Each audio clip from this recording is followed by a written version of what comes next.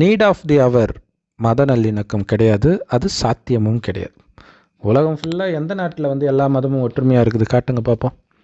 எல்லா நாட்டிலுமே இதை வச்சு தான் அடிச்சிக்கிறாங்களே, இதை வச்சு தான் பாலிட்டிக்ஸே நடந்துகிட்டு இருக்குது. ஸோ சாத்தான் மதங்களை படைச்சதே ஒருத்தர் அடிச்சிக்கிறதுக்காக தான். ஸோ மனித வழி எல்லாமே சாத்தான் வழி தான். ரெண்டே வழி தான் உலகத்தில், ஒன்று கடவுள் வழி, இன்னொன்று இல்லை. அதை தவிர எல்லாமே சாத்தானுடைய வழி தான்.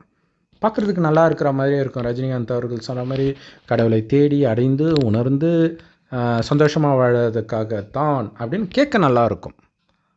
ஆனால் அப்படி வாழறாங்களா? ரஜினிகாந்த் அவர்கள் அதாவது ஐஸ்வர்யா சொன்னாங்களாம், இந்த படம் நேஷ்னல் அவார்டு வாங்குன்ட்டு. வாங்கலாம், ஆனால் மத நல்லிணக்கம் வந்துடுமா? வருஷம் வருஷம் அமைதிக்கான நோபல் பரிசு கொடுக்குறாங்க. உலகத்தில் எங்கேயாவது அமைதி வந்துடுச்சா? நம்மளை நாமே ஏமாற்றிக்கலாம், அவ்வளோதான். ஸோ உலகத்தில் அமைதியை கடவுள் மட்டும்தான் எடுத்துகிட்டு வர முடியும்.